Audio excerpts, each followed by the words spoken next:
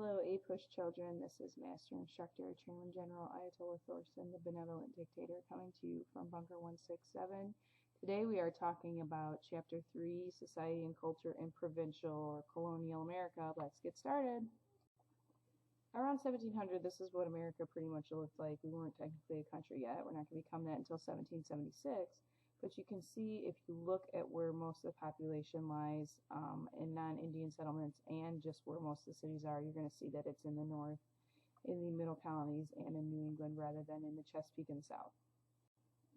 What was the population like in colonial America? Well, if we look at the immigrants that were coming in, they were very heterogeneous, just like today, meaning of many different diverse cultures and ethnicities. We see that the population is becoming much more divergent. Also, we're seeing that most are from English cultures, but we are seeing from other regions, and that eventually we're going to see the sex ratio balance out once more immigrants come in. We also see a large number of indentured servitudes at the time. Majority are men, about a fourth of them were women. They're coming from mostly lower working classes. Some are even forced to come over here like orphans or paupers or even convicts. And they came over here for opportunity. They figured they would work about 7 to 14 years, and after that they would become free and get some type of land. When it comes to the birth and death rate in the colonies, we see that the birth and death rate was much higher in the New England and middle colonies than it was in the Chesapeake and South. We see that they had a much longer longevity. In the north, they lived for about 70 years, where in the south they lived for about half that time for a while, especially the men.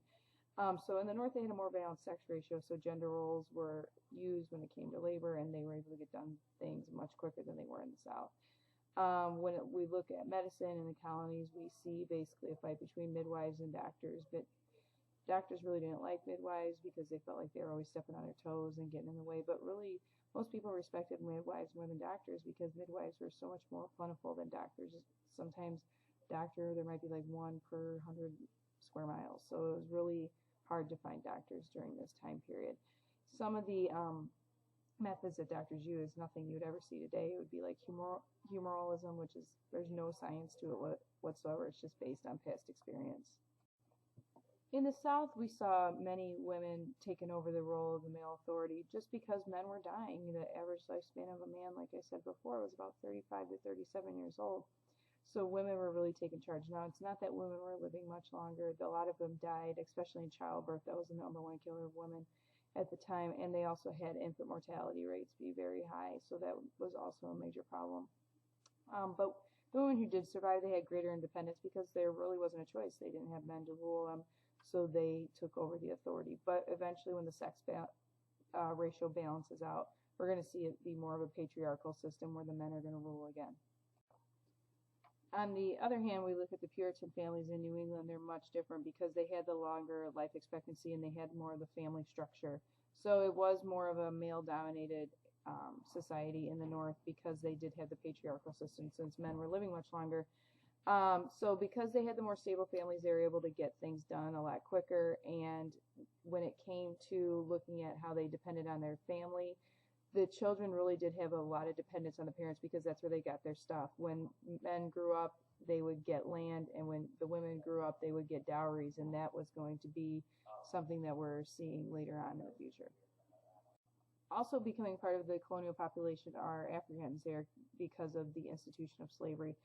At first, it started because the indentured servitude was on the decline, so there was a real scarcity for labor, especially in Chesapeake and southern colonies, and there was a major demand for slaves because they needed workers to work on their large plantations, especially since these crops they're growing were very labor intensive.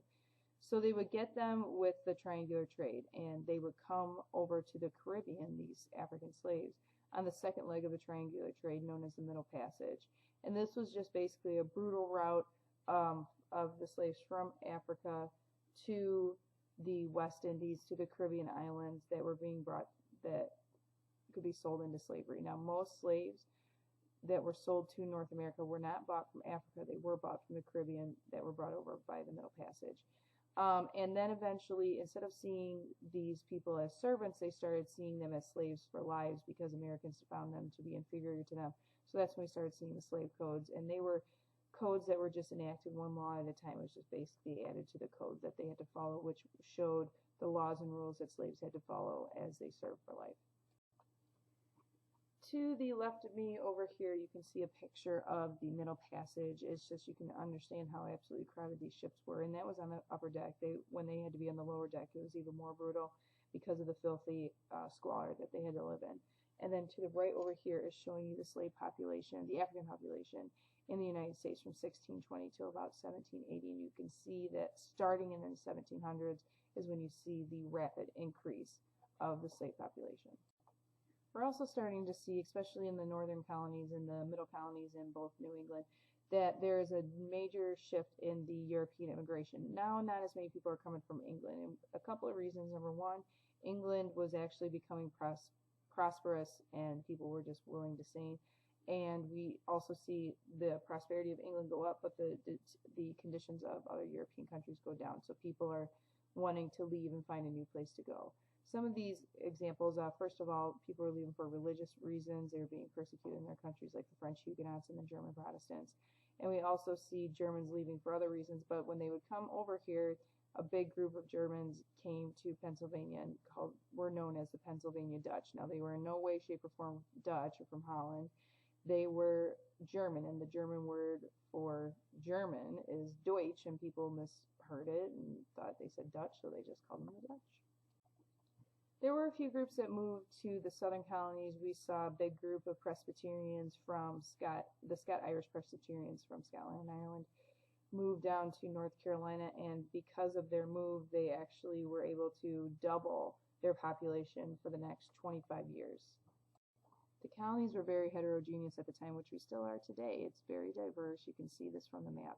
Most of the people at the time you could see are from England, but there are some areas where we see a large population of others, like Scott-Irish in the south, Germans in the north, and if you look along the Hudson River, you're going to see a large population of Dutch. That's because that a lot of them stayed after New Netherland fell to the Duke of York and was called New York.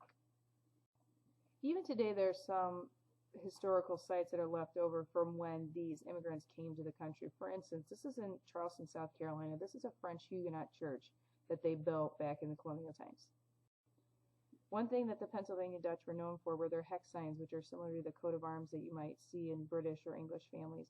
And here's an example of a farm today that still has the Huk Signs that's located in Pennsylvania. When it comes to the colonial economies, the number one thing that they are most concerned with is commerce or trade. They were not self-sufficient. They needed to trade what they had in order to, get a better life. They wanted to specialize in something and hope to buy something that is specialized at a better quality. And so trade became the major reason for population growth in the colonies. When it came to the agrarian economy, the South definitely dominated over the North in several different areas. In the Chesapeake, they used tobacco all the time, but they produced too much of it. And when you have too much of something, prices drop and it causes a bust in the economy. But in the southern colonies, they were doing a little bit better because they had split up their major cash crops. In South Carolina and Georgia, for instance, they grew a lot of rice, and Africans helped them cultivate it. But we're also seeing in the 1740s the rise of indigo, which complemented the rice production, because if you have a little bit of something, a little bit of something else, rather than everybody making the same thing, it's going to help keep prices under control. In the North, it was very diverse. They had very diverse agriculture in the North. There were some commercial farming, and if we ever saw that, that was mostly in the middle colonies, more so than in New England. When we look at the colonial economy, a lot of people just assume that many people were self-sufficient, but it was actually absolutely false, because some people were either too isolated or too poor to actually make all of their basic goods and tools, so they had to buy what they couldn't make, and that was happening quite often, or they weren't wanting to make. Colonial economies had to go to Europe, though, to buy manufactured goods, because we really had no type of manufactured goods in the Americas. It was mostly just trading that we saw, and trading of agricultural and raw materials. But we do see a rise in the colonial commerce and trade, because we eventually made a currency. It's hard to trade with people. No one's really going to want to trade with you if you have no money to use. But it was slow at first. We eventually did develop coastal trade, but it's really hard to do that without a currency. And then we were also somewhat involved in the triangular trade, which was a three-leg trade out to Europe, Africa, and the Caribbeans and the colonial areas when it came to raw materials. So what was the effect of this? We see growing prosperity and an increase in supply of consumer goods, therefore an increased demanding in goods and the idea of consumerism. We also see the standard of living increase. People are, instead of having to make everything themselves, they can buy things that are specially made by people who are experts at it. And we see the merchant class emerging, the ones that are in charge of buying and trading and selling. Here's a map of the triangular trade. You can see the first leg mostly was from Europe down to Africa. The second leg, or the middle passage, was from Africa mostly to the West Indies or the Caribbean. And the third leg was from there back to Europe. But you could see every now and then there was trade going from the colonies as well, and it's usually some type of raw material. We see the rise of consumerism because we have a lot of land and a small population to work it, so they had too much stuff that they had to do on their own that they really needed to rely on others to get things done for them. However, it did have some bad consequences because the wealthy aristocrats were able to take advantage of this because they were able to gain control of consumerism of the colonies through trade and commerce, and it kind of hurt the working class poor and small farmers. In the South, we see a pattern of society where it might surprise many of you. Most people believe that most Southern farmers had slaves. Actually, very few had slaves. There were a few Southern plantations, but most were modest farmers with small farms and with few or even no slaves at all. And even those who had slaves that were small farmers, they were known as yeoman farmers, where they would actually work side by side with their slaves because there was a lot of work to be done and they couldn't afford to have as many slaves. It was a boom and bust economy. They'd either do great one year or do terrible the next. It was just up and down all the time. And the plantations strive for self-sufficiency. They would even build on their plantation areas for blacksmiths or people to sew clothes. So if we did ever see self-sufficiency, we were going to see it in the South and on the plantations more than anything. When it came to slave culture, we see many different patterns emerging. But when you're used to knowing what you probably think of slavery is what we saw on big plantations. They basically developed their own independent culture. You could almost look at it as like their own community, their own little village or town. And it was based on certain things. When the slaves were making their own little areas, it was based on their tradition, their family, their religion. And they did throw in some white culture here and there as well. They did have extended family networks if a family was to be split. So if the Joneses had a plantation and the family of slaves that they had, they took the mother and the daughter away from the father and the son to the Smith's plantation somewhere else, there would be people there that would be extending them and take them in as family.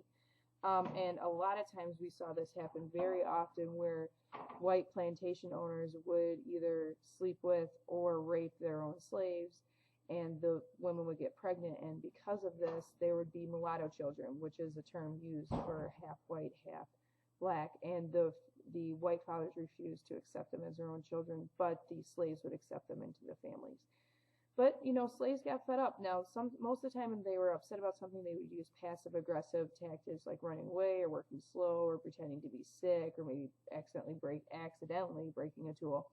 But some people got really upset, and the biggest rebellion we saw during this time period in 1739 was the Stono Rebellion, where slaves were upset by their brutal treatment. They rose up against their white slave owners. The white slave owners were able to stop the rebellion, and it just made things worse. The slave owners got a little frightened by them, and because of that they decided to make the slave codes even stricter. When looking at the colonies of the South and the Chesapeake, you're seeing that here's the slave population, the red being the highest population of slaves and the tan being the lowest population of slaves. And you can see, according to this, that the largest population of slaves at the time was in Virginia. The social unit was based on the town. We are seeing that the Puritans divided themselves into certain plots of land, and then once the parent died, the sons would split up that land. So let's say they had 3 sons, they would get each a third of the land. Well, then when they had their 3 sons, they would get a third of their third, and it just got so bad where they basically get no land that we started seeing a generational conflict where sons wanted more land and they weren't getting it, so they started to spread out and move into different areas. This map is just an example of the New England town of Sudbury in Massachusetts in the 17th century. It just shows you how they divided their land. The orange represents privately owned land. The green represents common land, and you can also see basically that once that gets divided, it's going to be way too small, and that's why people started to spread out. Young girls are talking about women. I hear them whisper, you won't believe it. They think we're witches, hiding in bridges. Try to ignore it, but they keep saying we cast just too many spells. We are doing evil things. We are Satan's mistresses. Maybe they're seeing something we don't. Puritans, we give them something to talk about. Saying we're witches when we are not. Puritans believe them, and they are now killing us off without any cause. They killed 19 of us, oh yeah. When we look at cities during this time, we're seeing that they're pretty small, especially compared to now. And in the cities, they had markets for trade and for selling farm goods. There wasn't inequality of wealth evident in the cities, and because of that, we're going to see some social problems, especially in the densely populated areas. And that's what we saw then. It's still problems that we see today.